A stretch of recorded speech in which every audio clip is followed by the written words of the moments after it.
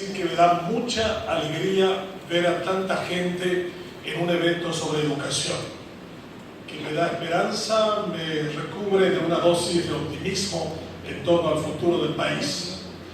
Un 23 de octubre de 1931, alumnos del Colegio Nacional fueron acribillados en los patios del Palacio de López, pidiendo que el gobierno de Bullari decidiera por fin defender lo que ya era en ese momento la plena invasión boliviana a nuestro territorio. Aquello terminó en una jornada trágica, con varios muertos, alumnos de un colegio público, del que también he sido graduado, porque pasé 6 años en el Colegio Nacional, hace 40 años de la promoción mía, que se llama el centenario del Colegio Nacional. Para mí es un gran sentido de responsabilidad escribir parte de este texto que ustedes tendrán en sus manos. Creo que estamos muy jodidos en materia educativa. Diría que si la educación es un mensaje que se envía a un futuro que no vamos a ver, lo que estamos dejando es un extraordinario y trágico legado de cara hacia el futuro. Hemos venido siendo testigos directos, a veces como protagonistas, a veces como cuestionadores y críticos de una permanente y reiterada macaneada en materia educativa. Stroessner tenía razón cuando de manera genocida y criminal invirtió 1% del Producto Interno Bruto durante 35 años. Él sabía por qué lo hacía. Él quería una sociedad domesticada, dócil, ignorante, desconocedora de su propia dignidad, a la que le podía someter a las peores formas de indignidad posibles.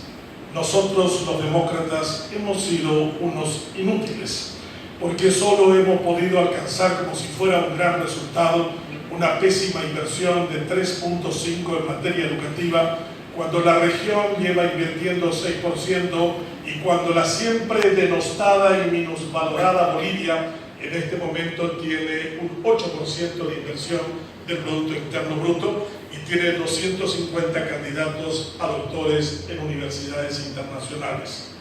Lo que dice el World Economic Forum no nos sacude para nada.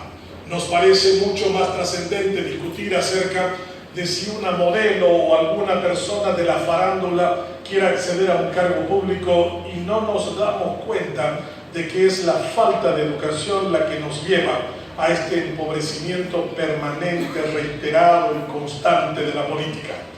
También la falta de educación es la causa central de la pobreza de este país. 94% de las personas que viven en situación de extrema pobreza solo han terminado el primero o segundo grado, y el 96% de nuestros presos, 10.000 de ellos en nuestras cárceles, no han concluido el tercer grado. A nadie le molesta en este momento que aquí en Asunción tengamos alumnos de 6º grado que no saben leer ni escribir. A nadie, y eso es un escándalo extraordinariamente grande para nuestra democracia. Nadie se parece inmutar ante este hecho. Por eso no nos parece demasiado atrevido que el ministerio que está a cargo de un político haga las operetas y los sainetes a los que nos tiene acostumbrados. Hemos venido macaneando en materia educativa. Y no es casualidad tampoco que Duarte Frutos haya sido 2 veces ministro y haya sido presidente de la República luego de haberse aplazado del casi 90% de sus materias en su carrera de abogado. No es casualidad lo que tengamos, estamos cosechando lo que hemos sembrado. No hemos dado la importancia requerida a la educación en todo este tiempo. Al contrario, hoy nos contentamos con lo que los alumnos permanezcan en la escuela porque al menos pueden comer. Cuando uno ve la experiencia del Paraguay de años anteriores y observa que la mejor generación de paraguayos estudió con una pizarra bajo el brazo, en la que hacía todas las tareas y no en 6 kilos de kit escolar, y en donde las madres de nuestras madres, que hacían que muchas de ellas, de sus hijas, tuvieran que caminar 5 leguas hasta sus escuelas, sabía exactamente lo que tenía que alimentar a su prole para que pudiera no solo aguantar el trayecto, sino las 4 y 5 horas de clase. Hemos perdido control de soberanía sobre lo que comemos. Y para tratar de demostrar que nos importa la educación, nos sentimos orgullosos de decir, al menos ahí toman un vaso de leche. Un niño necesita 1000 calorías para tener que soportar una jornada escolar y nos contentamos con un vaso de leche de 57 calorías. Miren si seremos delincuentes con esa generación a la que les estamos robando el porvenir y en la que probablemente vamos a tener uno de los peores legados. Estamos construyendo la primera generación de paraguayos que no van a superar a sus padres. En general no superarán a sus padres, más del 75% de la generación que hoy estamos educando en escuelas, en colegios y universidades. Y a nadie le importa este escándalo que significa la pésima educación del Paraguay. Cuando vemos las consecuencias en forma de pobreza, en forma de delincuencia, en forma de representación en el Congreso, cuando vemos el tipo de empresarios que tenemos, cuando padecemos las consecuencias de una fragmentación familiar tan intensa como la que tiene el Paraguay, ahí comenzamos a buscar el pretexto de decir dónde está la madre del borrego, dónde está la razón por la que el Paraguay corre el serio riesgo incluso de dejar de ser un país. Cuando Albert Einstein, aquel extraordinario genio matemático alemán ganador del premio Nobel de origen judío y que fue uno de los que firmó la fundación de la Universidad Hebrea en 1928, siendo la única universidad que se funda antes de la creación de un Estado. El Estado de Israel se crea en el 48 y la universidad se creó en el 28. Albert Einstein, cuando huye de las fuerzas nazis a los Estados Unidos y entra a la Universidad de Princeton, dice una frase que nadie le entendió. Nadie, ni los norteamericanos. Dijo, los países deben invertir en educar a sus hijos y hacer que sus mejores talentos se queden en su país para producir riqueza, desarrollo, prosperidad. Porque si no lo hacen, esos países se quedarán con una hermosa historia, con una linda música, con hermosas ruinas, con paradisíacas playas, pero no se quedarán ni con las mismas banderas, ni con las mismas fronteras, ni con la misma moneda. El futuro de los pueblos se lucha en la educación. En la cabeza es en donde debemos ganar la batalla del futuro del Paraguay. Es esa la que debemos construir entre todos si no queremos terminar siendo una provincia argentina o un estado federal de la República del Brasil, nuestra vecina del este. Los paraguayos nos jugamos el futuro, nos jugamos la dignidad, nos jugamos la soberanía y estamos macaneando con la educación. Seguimos creyendo que es una cosa intrascendente y sin importancia. Y por eso tenemos hoy el primer presidente de Paraguay en mucho tiempo que no ingresó a la universidad, como también los norteamericanos se cargan a Donald Trump con la misma condición. Nos quejamos de la pésima calidad de nuestras normas, nos quejamos que debatamos e incluso lleguemos a la muerte porque no entendemos la redacción gramatical del artículo 229 e incluso hay un abogado que interpreta que la expresión de electos hace solo referencia a quien se encuentra en el cargo de presidente y vicepresidente. Yo querría decirle a ese abogado que salió de alguna de nuestras facultades que pasaría si una mujer llegara presidenta y una vicepresidenta también. Ellas podrían ser reelectas porque el artículo solo hace referencia al masculino. Y en la segunda parte, cuando dice no podrán ser reelectos en ningún caso, un par de mujeres podría decir, eso no nos toca a nosotras. Si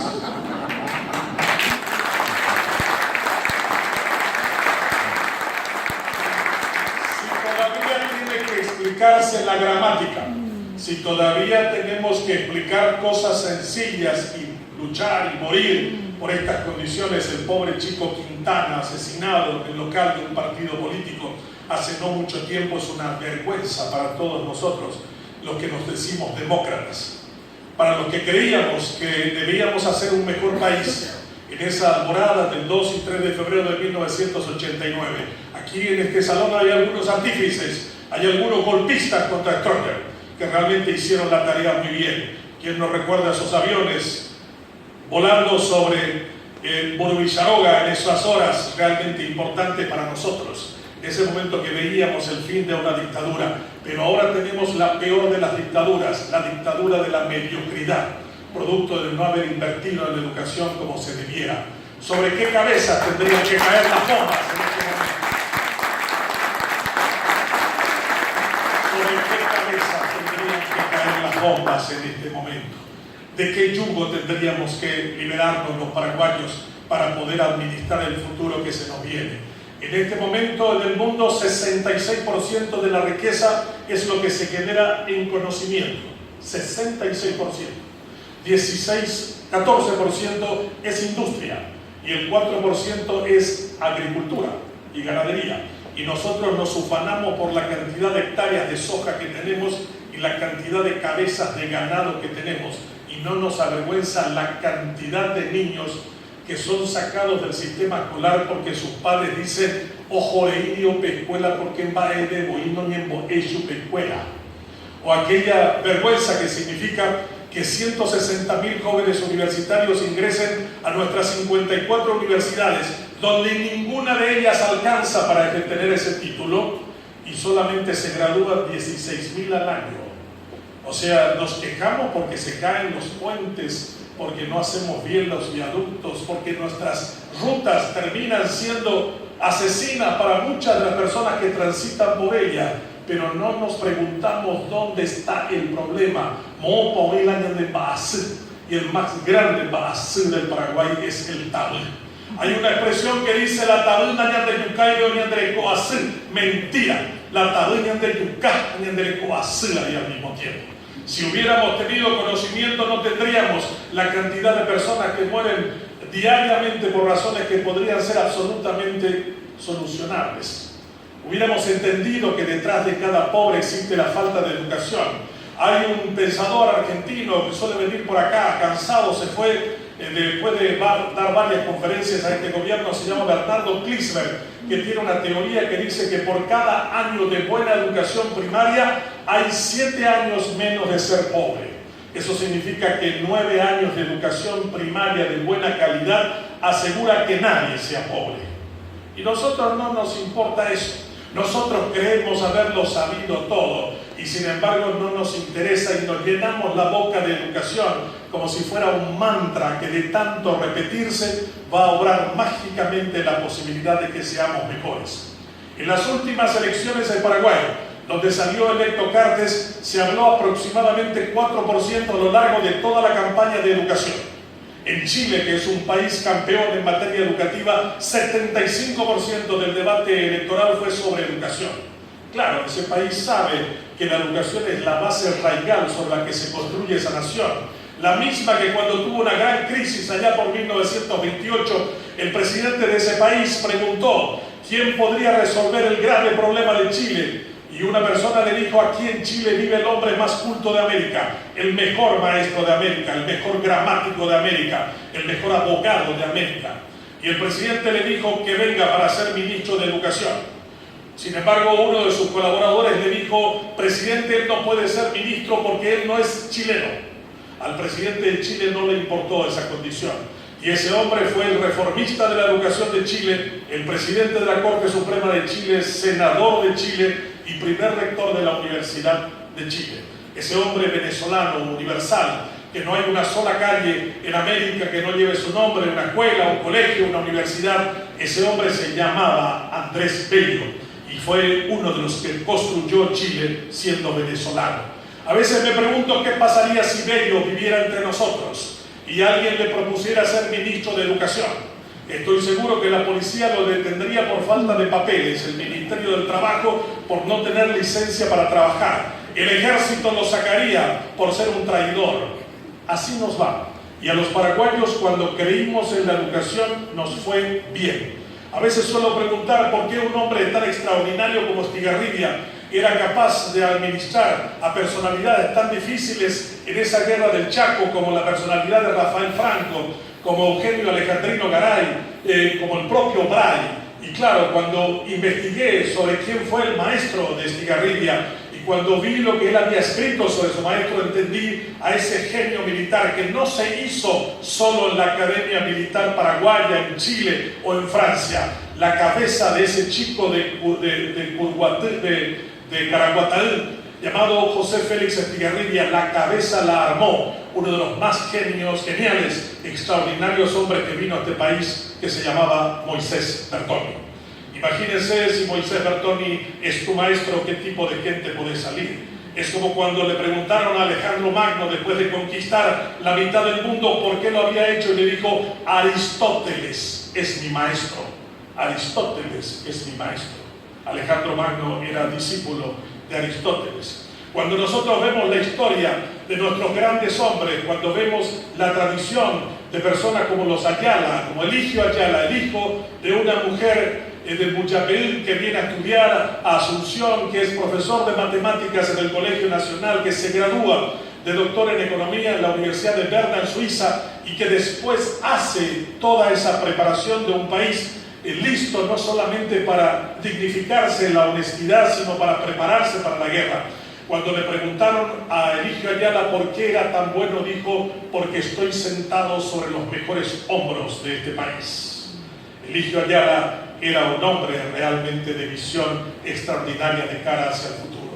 Las grandes generaciones de paraguayos han sido hechas por maestros. Si nosotros vemos por qué tenemos geniales hombres de las letras, de las armas, de la literatura, del periodismo, porque tuvieron grandes maestros. La historia de los pueblos es la historia de los maestros. La historia de las grandes universidades es la historia de los maestros. A nosotros que nos tocó la oportunidad de estudiar en Oxford y estudiar en Harvard, cuando uno va a esas universidades, uno ve referencias de quiénes fueron. A mí me maravilló. Mi primera clase en Harvard tenía una estatua inmensa de Emerson, este extraordinario filósofo norteamericano, y a la vuelta estaba Thoreau, y a la vuelta de eso estaban los grandes nombres que hicieron de esa universidad la número 1 del mundo y de Estados Unidos. Una vez le pregunté al gran poeta paraguayo Elvio Romero: la poeta iba a le dije a Elvio, y me dijo: de lejos Benjamín Ortiz Guerrero. Y como yo sabía que él era de Yegro, de Cazapá, le dije: ese Orpegua y la neganá, iba de Jehuí. Y me dijo Elvio Romero: en la cela del Finchamorro se maestro, allá se llamaba la iba le deja. O sea, la cabeza que le hizo a Ortiz Guerrero fue la docencia de Delfín Chamorro. Y hay una cosa extraordinaria: cuando muere Delfín Chamorro, el elogio fúnebre que le hace su alumno Ortiz Guerrero es quizás una de las piezas más sublimes que haya escrito alguna vez un alumno a su maestro, en gratitud a todo lo que le había enseñado. Nuestra historia es la historia también de nuestros pedagogos. A mí me maravilló hace unos años, cuando visitando Israel, me maravilló cuando me preguntaron en un kibushim si cuál era el rol que tenía entre nosotros una figura como Ramón Indalecio Cardoso. Y yo le pregunté por qué le interesa Cardoso, y porque me dijo: porque el plan pedagógico de él lo usamos aquí en el kibushim. Y me dijo: en Paraguay todavía se usa el plan pedagógico de Cardoso. Me dijo: no, Ramón Indalecio Cardoso es solo un pequeño busto de este tamaño, completamente defecado por palomas, en el centro de una escuela que lleva su nombre en la capital del Guairá, en Villarrica. Los villarriqueños se olvidaron hasta de limpiar el busto y de cuidar su escuela, y menos de destacarlo con un nombre a una de sus calles principales. En Israel le tienen mayor aprecio que entre nosotros a Ramón Indalecio Cardoso. La historia de nuestros pueblos es la historia de los maestros, de aquellos que realmente nos alumbraron el camino y nos abrieron profundamente nuevos derroteros.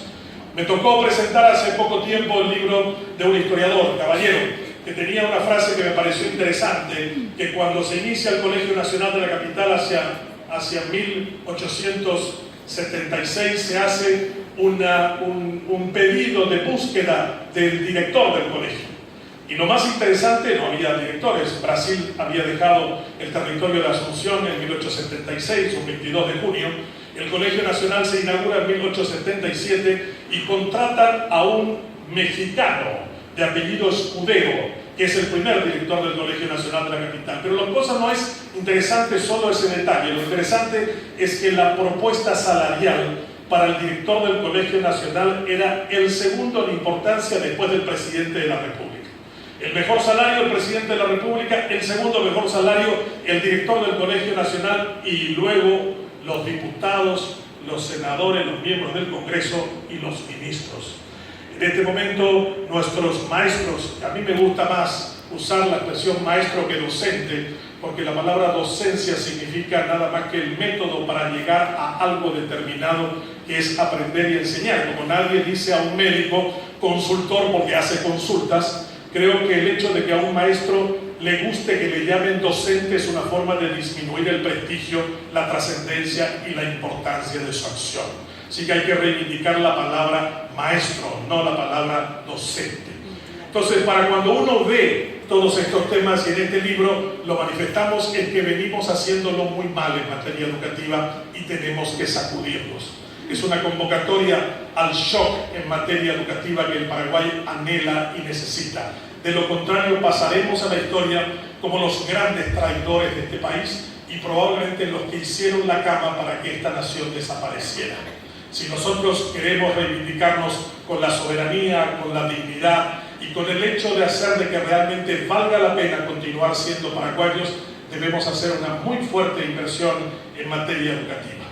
Hace muchos años, mi madre y mi padre decidieron venir de una población llamada Caacupé. Vivíamos muy bien en esa localidad y cuando llegamos aquí a Asunción las condiciones cambiaron notablemente. De una casa de material vinimos a una casa Capií, en la calle 22 de septiembre y Teniente Fariña, a 2 cuadras del Colegio Nacional. Nadie se animó a preguntar qué había pasado en la familia. Mi hermano me dijo, preguntale vos a mamá, porque vos sos el más chico. Y yo le dije a mi madre qué es lo que había pasado. Habían quebrado, había pasado una situación trágica en nuestras vidas. Y mi madre me dijo, no, nosotros emigramos de Caacupé porque no queremos que ustedes terminen vendiendo dulces, vendiendo chipa o sean choferes de autobuses. Queremos que ustedes realmente sean algo importante y trascendente en la sociedad. Yo veía a mi madre solamente hacia el final de cada sesión. Enseñaba mañana, tarde y noche, la pobre, y tenía 4 hijos además de eso. Pero me agrada extraordinariamente hasta ahora que esa mujer que nació en 1933, cuando su padre peleaba por defender la heredad paraguaya en Bolivia, esa madre, esa maestra, esa persona que me dio la vida, que me maravilló con el tema de la educación, que me hace sentir orgulloso cada vez que camino con ella por Caacupé y la gente dice, él es el hijo de doña Petronila. Yo no soy doctor, yo no soy Benjamín, yo no soy nadie. Yo soy el hijo de una maestra, de una serie de alumnos agradecidos. Por eso, mamá, gracias por venir. Quiero que te pase.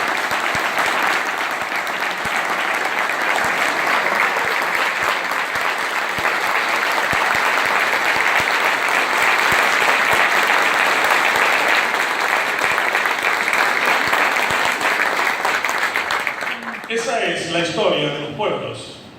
Es mi mamá la que hasta ahora me corrige varios problemas de concordancia que me pasan en los artículos en el diario. La primera que se vuelve muy crítica con los libros y la primera que me suele decir, cuídate que si te ofrecen ser ministro de Educación. Por eso me siento muy agradecido esta noche, me siento muy feliz de estar entre ustedes. Este libro es nuestro legado compartido por Francisco y por Robert. Y por supuesto, de mi amigo, el editor Vicente Fernández, también el hijo de una maestra de Zapucay. Esto tiene que ver con una conspiración que viene de muy lejos. Y gracias, Vicente, por haber decidido creer en este producto, de haber creído en este sueño, de haber creído en esta ilusión. Esperemos que la historia se apiade de nosotros y digan que también un 23 de octubre, pero del año 2017, 3 alocados pensadores del país decidieron sacudir las conciencias de un pueblo que todavía cree que la educación que tiene vale la pena de cara hacia el futuro, cuando en realidad nos jugamos el propio futuro en la educación que tenemos. Muchas gracias.